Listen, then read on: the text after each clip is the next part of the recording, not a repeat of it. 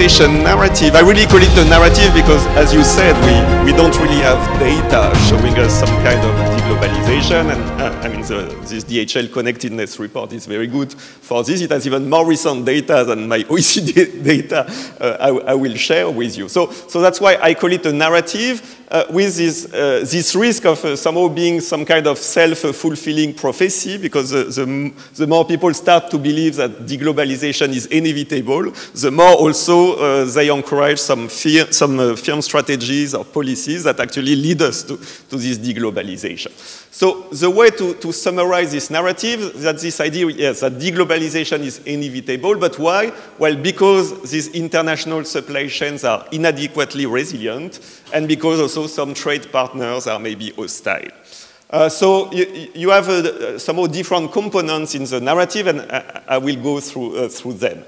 So of course, after the pandemic, Russia's invasion of Ukraine, events in the Red Sea, we have lots of disruptions. So I'm not saying that we don't have these disruptions, but one part of the narrative is that somehow it will radically change the way supply chain managers think about their supply chain and the way they organize them. So this I don't believe. With this idea that maybe cost optimization of this supply chain went too far and at the detriment of resilience, and that somehow now you need to shift more to resilience, less focus on cost optimization. You need to do just in case rather than just in time. So this really, I don't believe it's the case.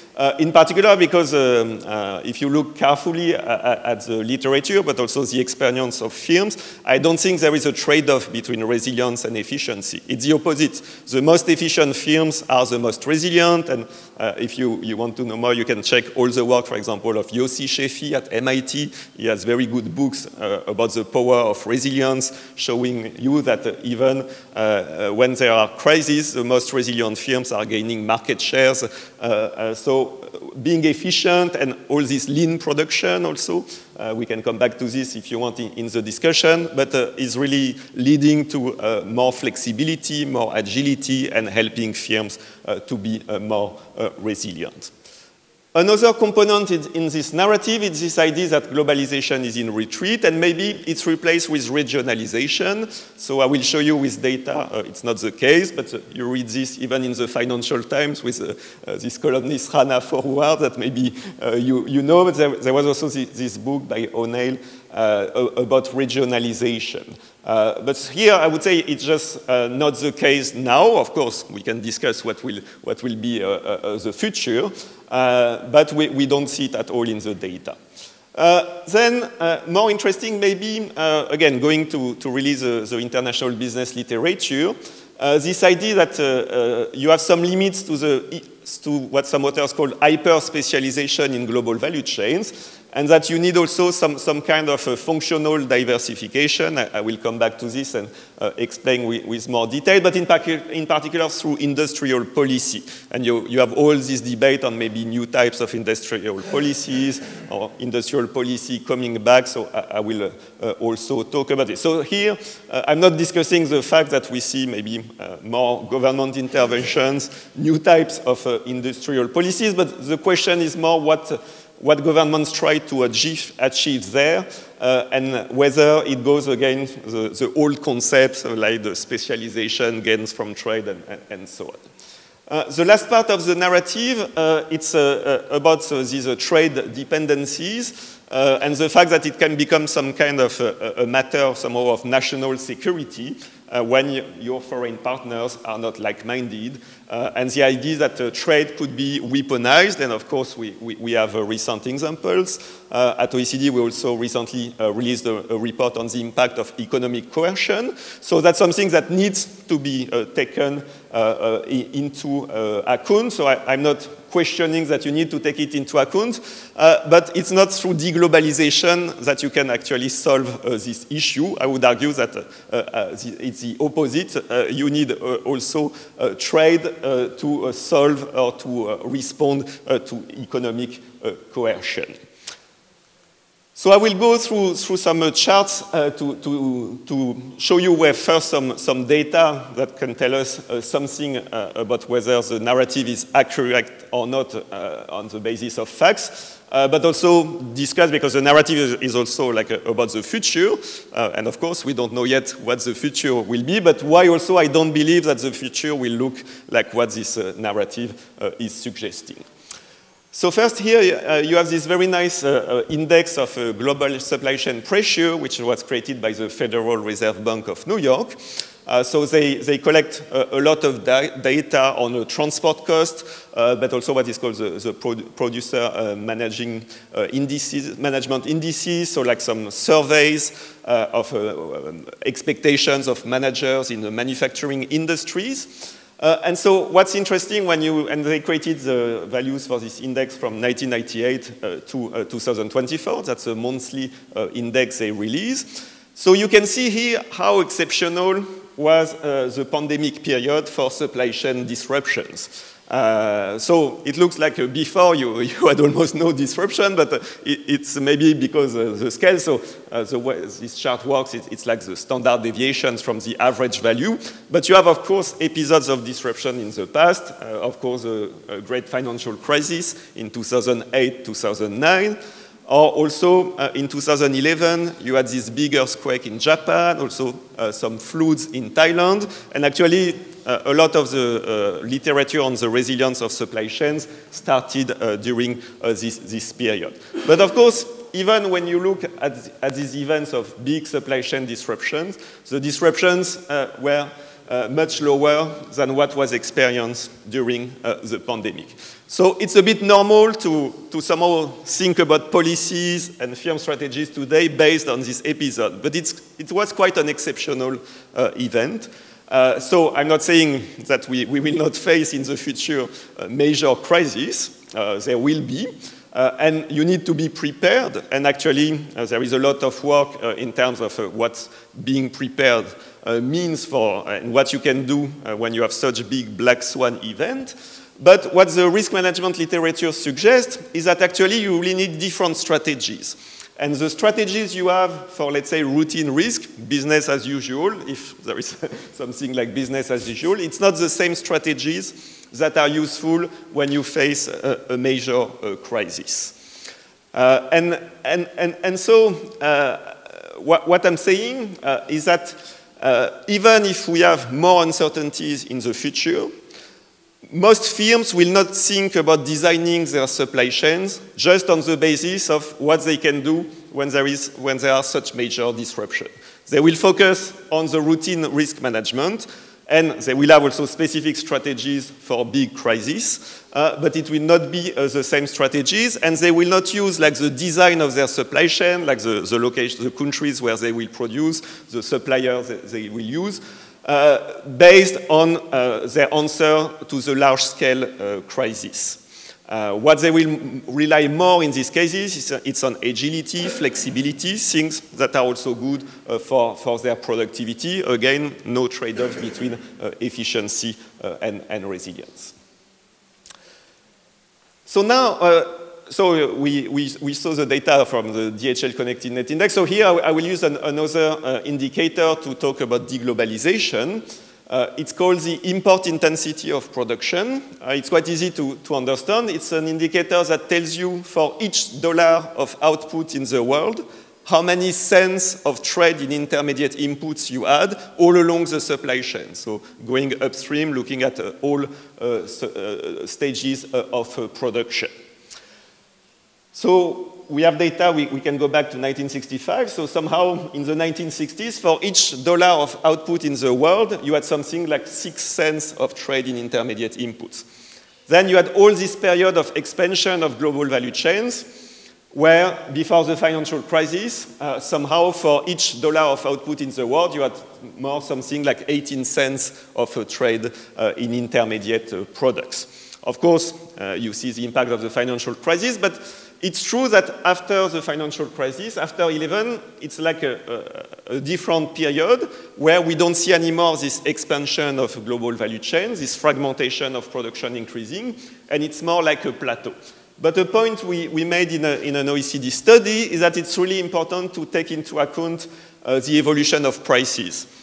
Because when you calculate this indicator in current prices, and that's the dashed line on the chart, you could believe that there was some kind of deglobalization here, but just because after 2015 you had an important decrease in the price of raw materials, whether it's oil or some other minerals. So if the price of raw materials decrease relatively to your other imports, since these ones are more imported, it will contribute to a decrease in the import intensity of production. But when we correct the indicator for prices, you see that it's more like a flat line. So it's important to do this analysis in a constant prices.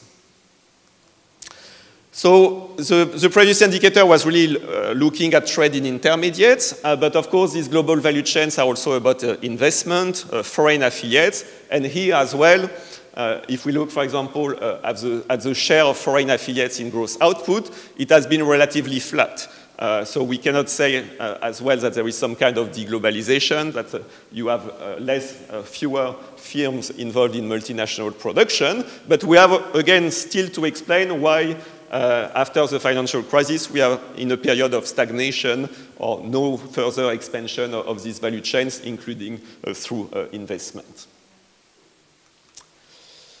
So then there is this question of regionalization of global value chain. So here you have several ways of looking at it. So here I'm using an indicator which is a bit different, which is a measure of the length of supply chains, the number of production stages. So like my previous indicator, it's based on some input-output techniques, so you can think more of it as an index of the number of production stages. It's not about actually counting all the production stages for each supply chain, but through the input-output framework, you can somehow have an index which is proportional to the actual number of production stages. And we calculate a ratio of regional to extra-regional foreign production stages. So it means that the more the global value chains are regional, the higher will be the value of this index. And you can see that with the exception of East and Southeast Asia, there is no clear trend of a regionalization of supply chain. Particularly in the recent period, it's rather flat. And you can see also that in South and Central America, really the supply chains are clearly not regional at all.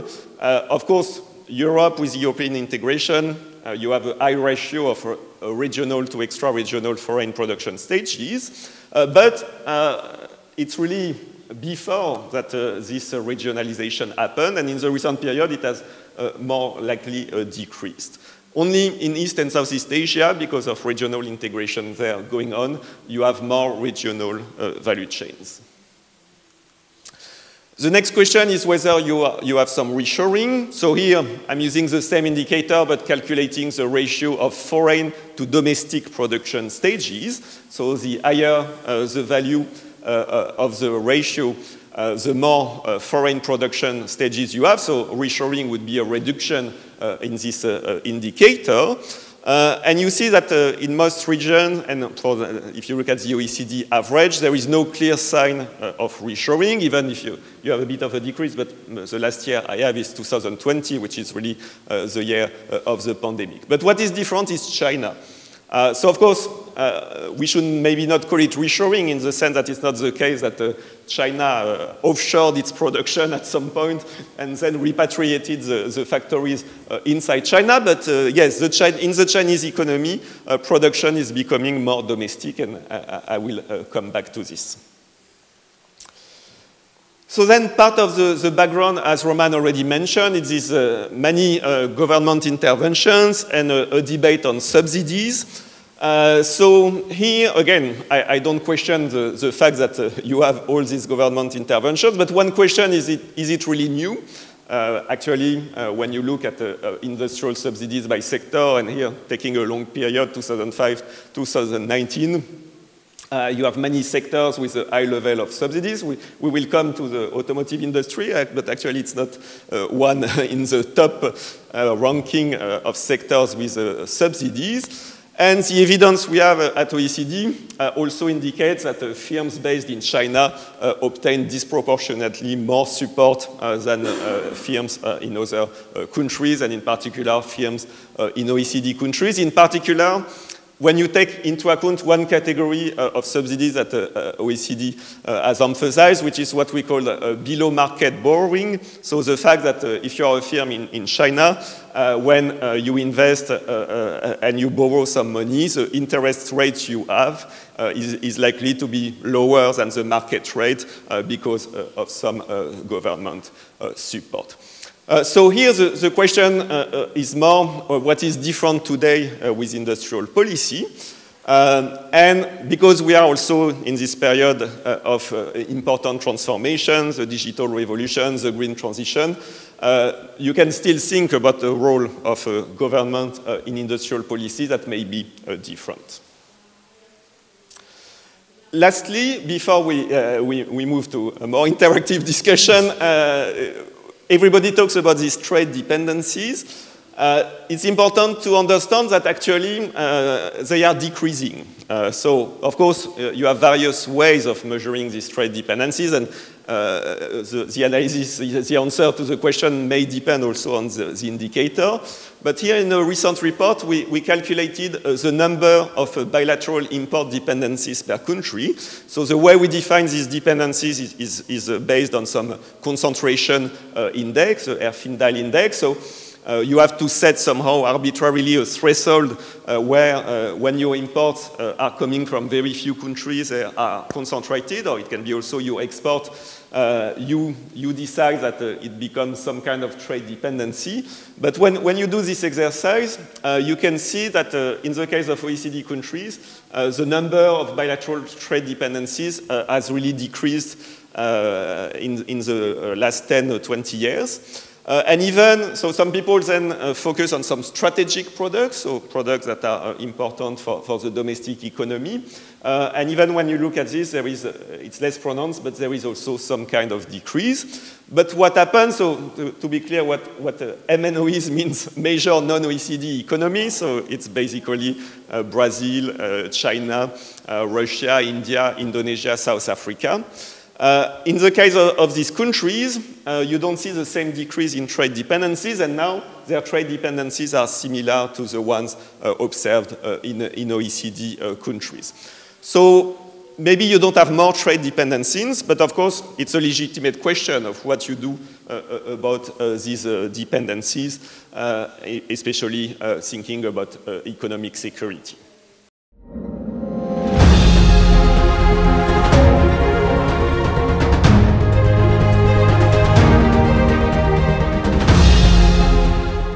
Well, so in the first part, we really talked about like the broad picture and some evolution at the world level.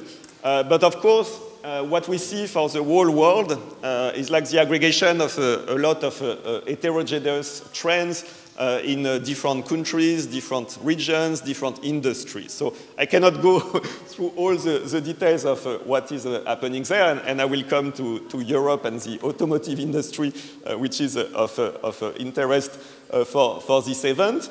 But I would like first to go back, if you remember this import intensity of production and the fact that it was like flat in the recent period. The reason it's flat is because you have different trends across major economies. And what's happening in China, I mentioned this reshoring, or the fact that you have more domestic production stages in China. You see also that in the import intensity of production, it's becoming lower in China, in the sense that output in China is less and less relying on imported inputs and more on the domestic input suppliers. And so the fact that it's going down in China and relatively flat, but also increasing in some regions, explains the flat line at the world level. So what's interesting is that the evolution in all the industries is relatively similar. What is more different across industries is the level of the import intensity of production.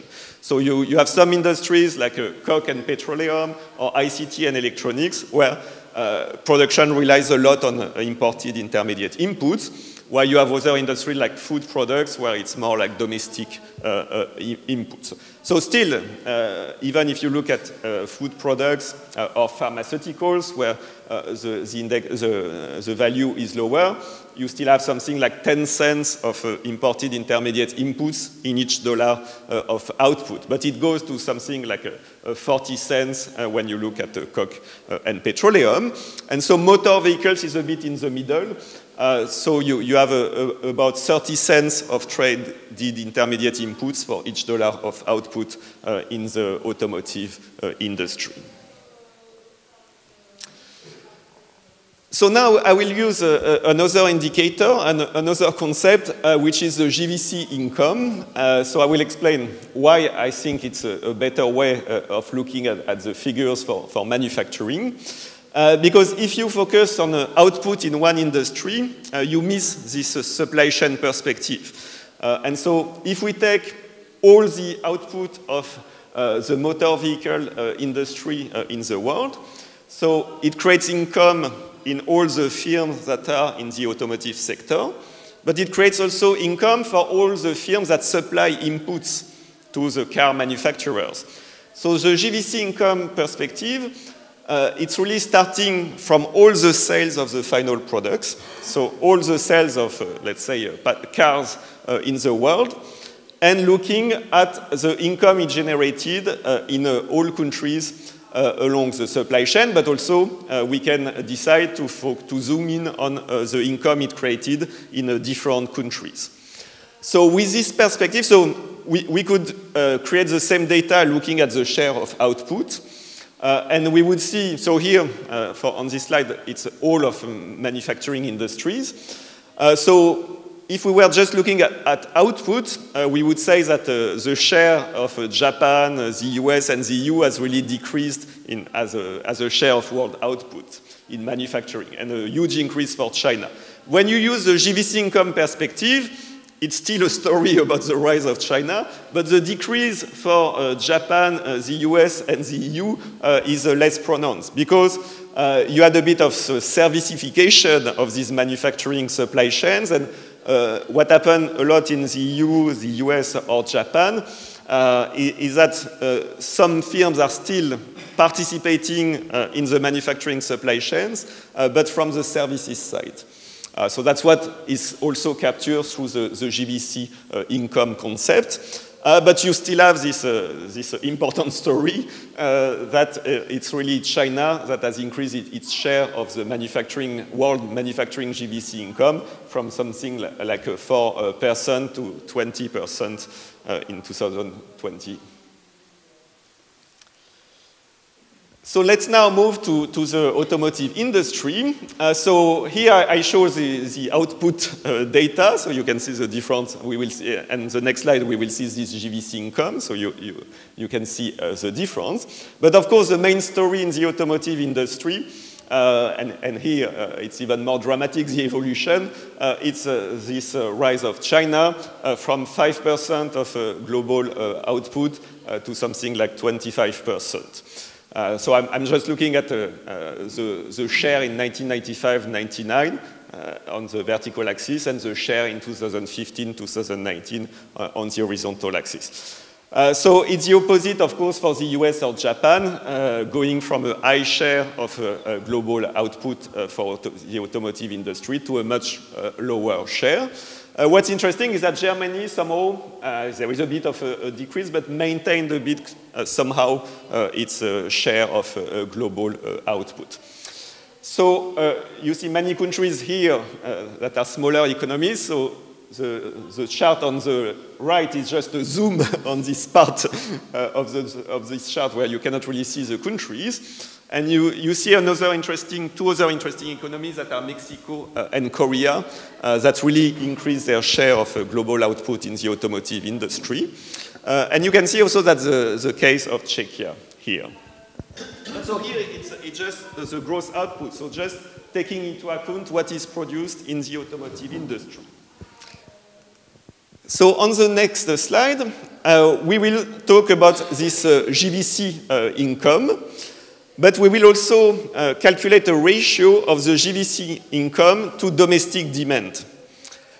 So this way, we will see, particularly for Czechia, the fact, the specialization of the country in this supply chain, and the fact that in the case of Czechia, this GVC income is like 3 times domestic demand for automotive products. So it's interesting to do this because then you see that China, that was a huge increase in the share of output, when somehow you normalize it to the size of demand in China, it's close to 1.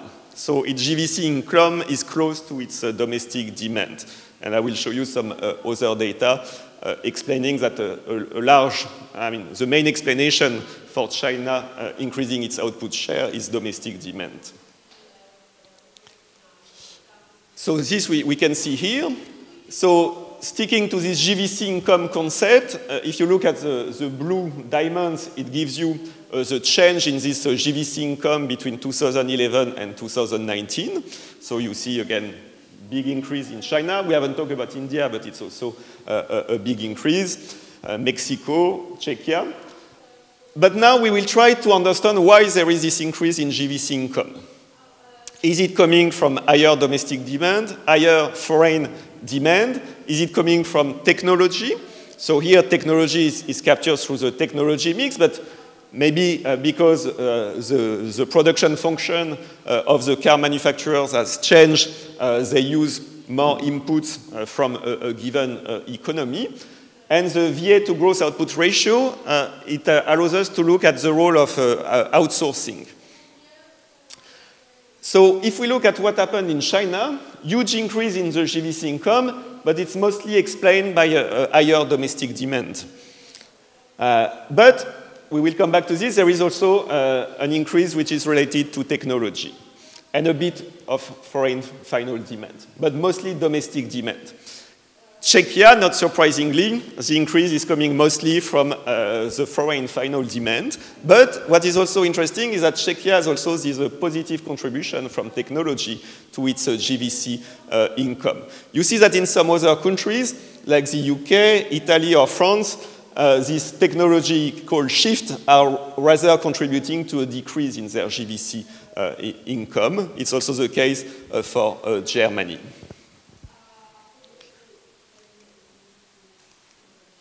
So now the idea is to look at the final demand for motor vehicles in different countries. So if we take all the cars sold in the US, in China, or EU, what is the origin of value added? Who in the supply chain has contributed the most to the value of the cars sold in these different countries? So it's interesting because it's really different stories. So you see that first, in the USA, it's really where domestic value added is the lowest. I mean, still, when I say lowest, it's more than 55% when you look at the figures, but it's much lower than what we can see in China or in the EU, again, taking the EU economy as a single economy. And really the story of the US is a decrease in this domestic value added, and who benefited from this the value added, which is no longer from the US. You see the rise of China in red, but also Korea, that's the green part, and to a lesser extent, I mean, European Union, it stayed, let's say, relatively similar, and Japan, it decreased.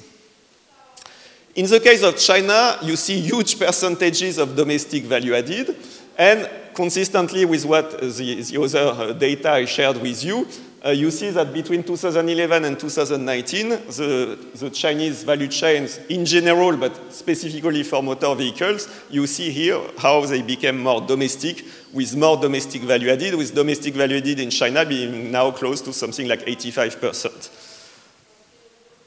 And in the case of China, if the value added is not Chinese, you see that it was mostly EU value added, but it has reduced significantly between 2011 and 2019. Same for the value added that was coming from Japan or from North America or Korea.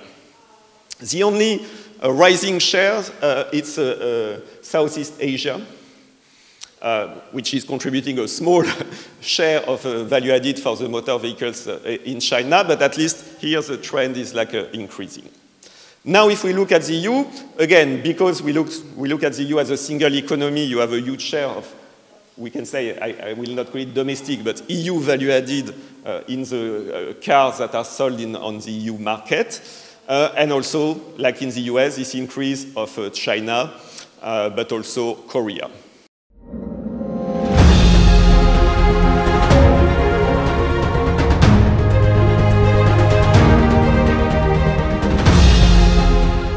Yeah, so again, there is so many to discuss, and I'm sure tomorrow we'll have also a very interesting session on this. So we know that the background is this, what people call the twin revolution, green and digital. So I will not go through this. I will look through one very particular angle at the future of the automotive industry, and I hope it will be complementary to the rest of the discussions.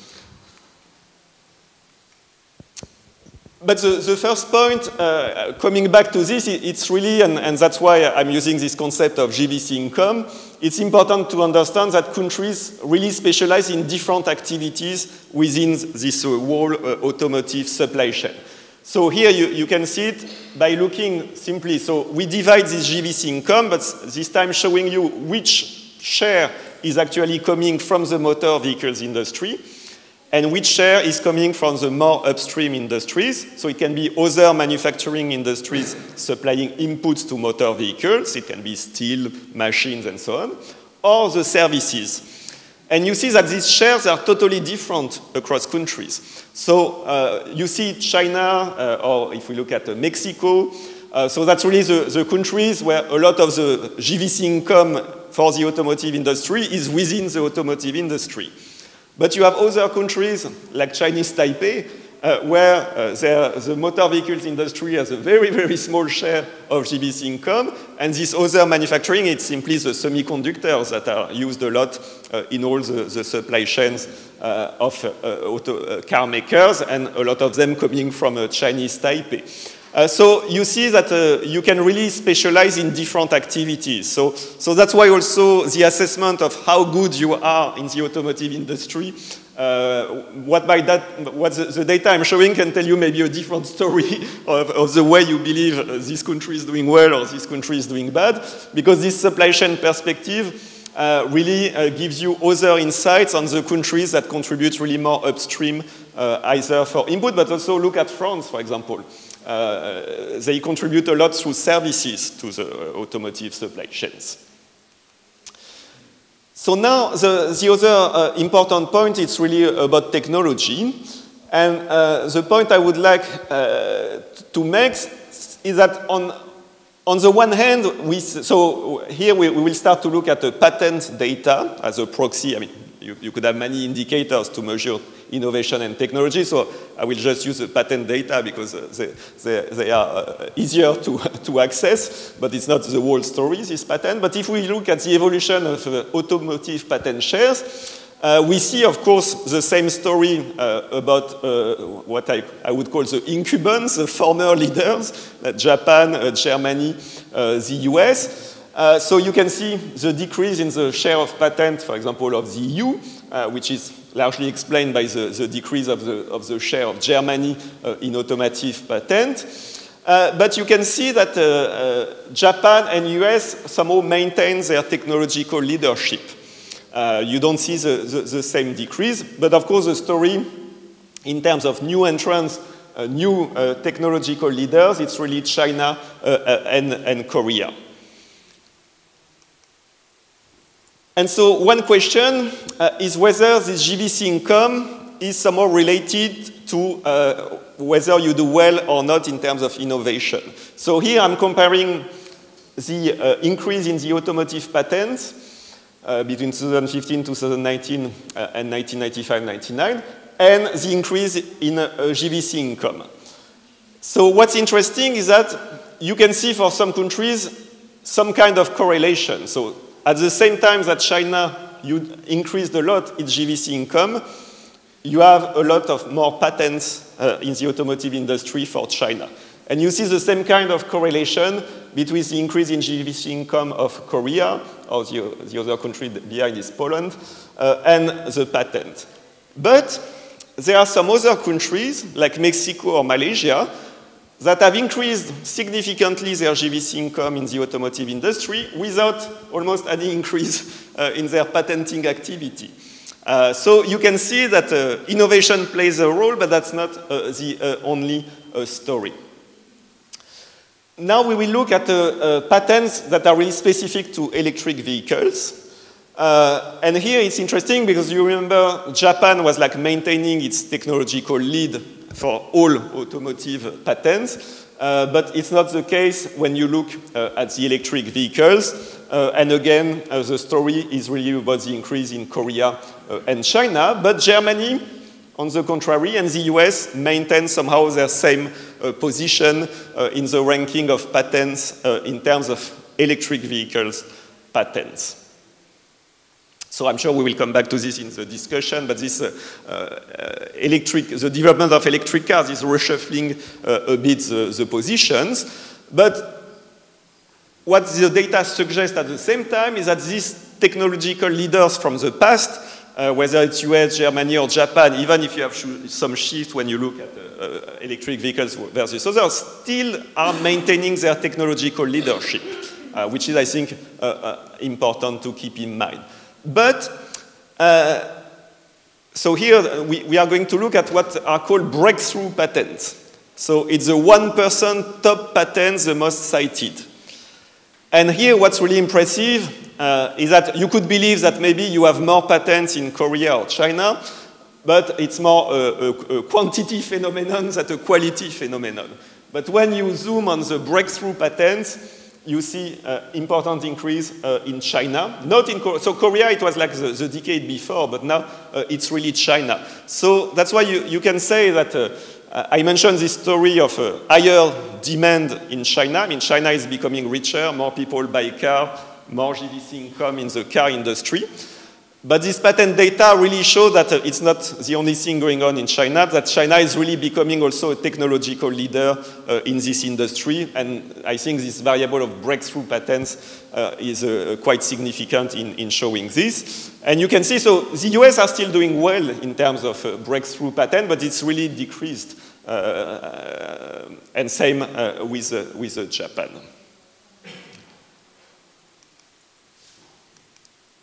So the last story, it's about this functional specialization. So maybe you are familiar with this concept of smile curve, but basically, if we take the different business functions along the value chain, so starting with the research development, the headquarters services, and the core manufacturing activities, and downstream logistics, distribution, the customer services, in the literature there is this idea that in terms of value-adding activities, it's like a smile curve. So somehow, if you are at the beginning of the supply chain specialized in R&D, or at the end of the supply chain specialized in the distribution part, you do better, or you are contributing more high value-added activities, as opposed to being in the middle in the core manufacturing production. So if you believe this smile curve, and so here we use FDI data from the FDI markets data set, where for each greenfield investment, we know the purpose of the investment. And that's how we infer the business function. And we compare all investment made between 2003, 2012, and 2013, 2022. And you can see that Mexico is really focused in the middle of the supply chain or the smile curve in the production activities. So if you remember, there was an increase in GVC income in Mexico that was not associated with any increase in patents, so it's consistent. But people would believe that maybe they are doing well, but maybe it's not good for the future of the automotive industry or Mexico, or maybe this GVC income will not increase as much as opposed as countries that would be more in the R&D part or downstream in the distribution part. So that's Mexico. But if we look at China, it's really not like the case of Mexico. And you really see the specialization of China is in this R&D business function. So again, this time it's no longer about patent, but it's really consistent with this idea that China is really becoming a technological leader in this industry, and clearly is not focusing anymore on production. And these headquarter activities are related to like the Chinese brand. So you see also in this data the fact that a lot of the headquarter activities are within China, because we are talking about Chinese car producers and no longer foreign firms producing in China.